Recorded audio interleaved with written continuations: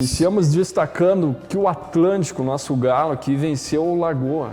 Esse jogo aconteceu na sexta-feira. Jogavam o Ipiranga e o Atlântico. Eu começo com o Atlântico porque era um jogo que colocava frente a frente líder contra vice-líder. O Lagoa, que é o líder, e o Atlântico, que era o vice-líder, e permanecem assim, mesmo com o Atlântico vencendo.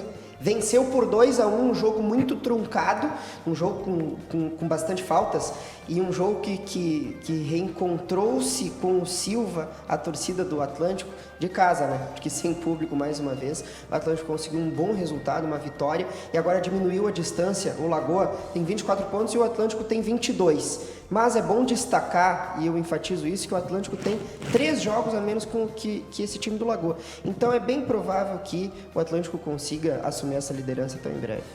Tá bem, a gente fala também agora, Eric, sobre o Ipiranga, que perdeu para o Criciúma. Perdeu para o Criciúma, esse resultado ele foi indigesto. O jogo aconteceu às 20 horas, também na sexta-feira, um resultado indigesto. Foi um final de semana em que a torcida do Ipiranga está remoendo ainda, porque era um jogo de 6 pontos. Colocava Criciúma e Ipiranga, 2 times que brigam pelo mesmo objetivo e vão brigar. E chegou a se falar, eu até brinquei, se falou que o Campeonato Estadual era uma Copa do Mundo. E eu fico pensando qual que é a comparação que nós vamos falar para a Série C.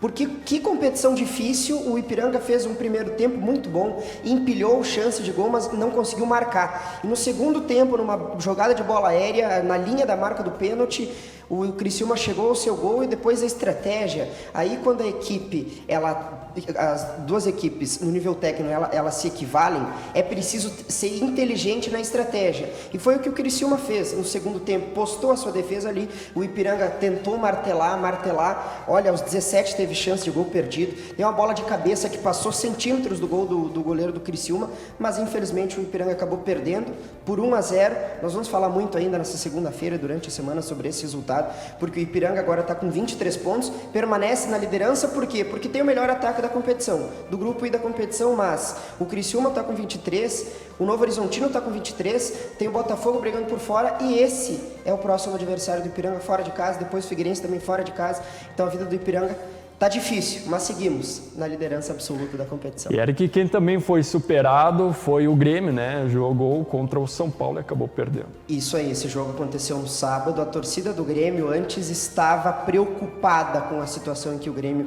estava atravessando no Campeonato Brasileiro. Agora já passou a entrar em um cenário desesperador. Um Grêmio que estava conseguindo um empatezinho lá no Morumbi, um jogo muito complicado. São Paulo, que sim, está dando prioridade para a Copa Libertadores da América, vinha jogar com um time misto e também não está vivendo um momento tão bom no Campeonato Brasileiro.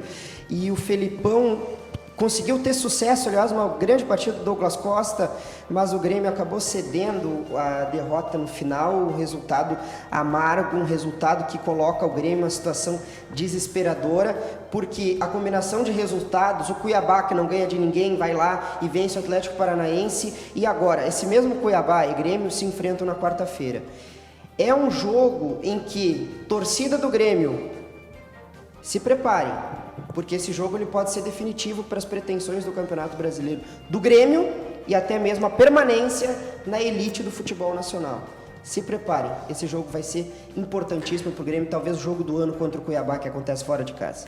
E o Internacional e Fluminense fazem grande jogo no Beira-Rio e Colorado vence no apagar das luzes. Em festa, torcida do Inter vivendo um momento maravilhoso ontem em Porto Alegre. O jogo da rodada, um jogo belíssimo, muito equilibrado, primeiro tempo muito bom. O Inter consegue seu primeiro gol com o Edenilson. Critiquem o Edenilson, torcedores colorados.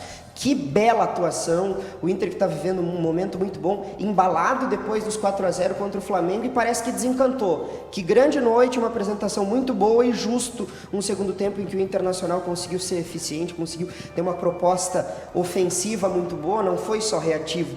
Conseguiu fazer com que o time chegasse no primeiro tempo, no segundo tempo também, e no contra-ataque, sendo mortal, e ainda com o Paulo Guerreiro sendo coroado depois de um retorno dele muito contestado, inclusive pela própria torcida do Internacional. Faz um gol que me parece que agora é para deixar a torcida do Inter nessa dúvida, Yuri Alberto ou Guerreiro. No meu time eu jogaria com os dois, mas aí fica a cargo do Diego Aguirre. Uma boa vitória do Internacional, agora está em 9º e já começa a pensar em uma pretensão, quem sabe, de Copa Libertadores da América, vaga em Copa Libertadores da América. É cedo, mas uma boa vitória sim do Inter ontem.